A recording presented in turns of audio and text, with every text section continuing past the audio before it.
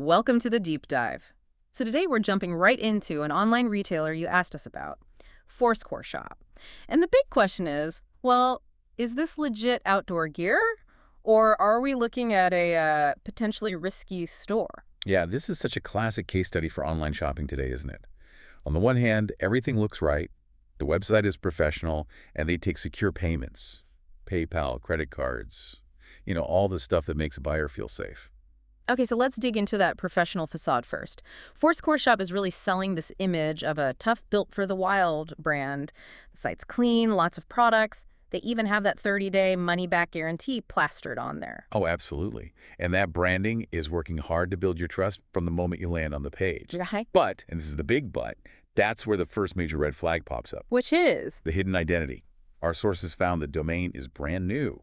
And, more importantly, the registration details are completely private. Wow. Okay, so if the domain is new and the ownership is hidden, who are you even buying from? Exactly. Who do you contact if something goes wrong? That's the million-dollar question.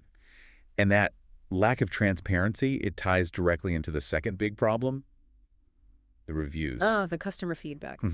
The site itself, it shows these very high review scores, but there's no clear source for them.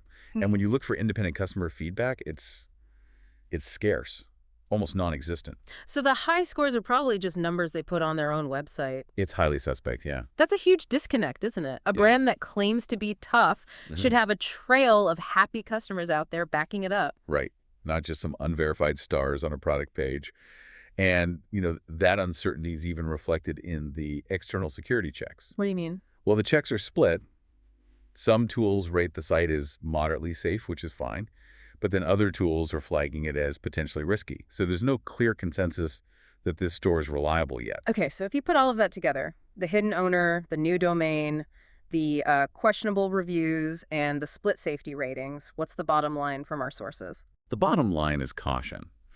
It's not being called an obvious scam, but it is definitely not fully verified. So the risk level is, it's pretty high until they decide to build a real transparent track record. Right. So here's the actionable takeaway for you, the listener. If you're still curious and want to try them out, treat it like an experiment. A small one. Yes, exactly. Place a small, low-value order first. And this is crucial. Use a payment method with buyer protection. A credit card, PayPal, something where you can dispute the charge. And document everything. Everything. Take screenshots of the product page, the checkout, your receipt. Treat it like you're gathering evidence, just in case. It's just about being a smart consumer, a professional website and a secure checkout. That's just the price of entry now. The real test of a company is in those details, the ones they don't always want you to see. Totally. So here's a final thought to leave you with as you're shopping online. When does a new company's promise, like that simple return policy they advertise, actually become something you can trust versus just, a marketing claim? And maybe more importantly, how much hidden identity is acceptable? How much anonymity should a retailer have when they're asking you for your financial information?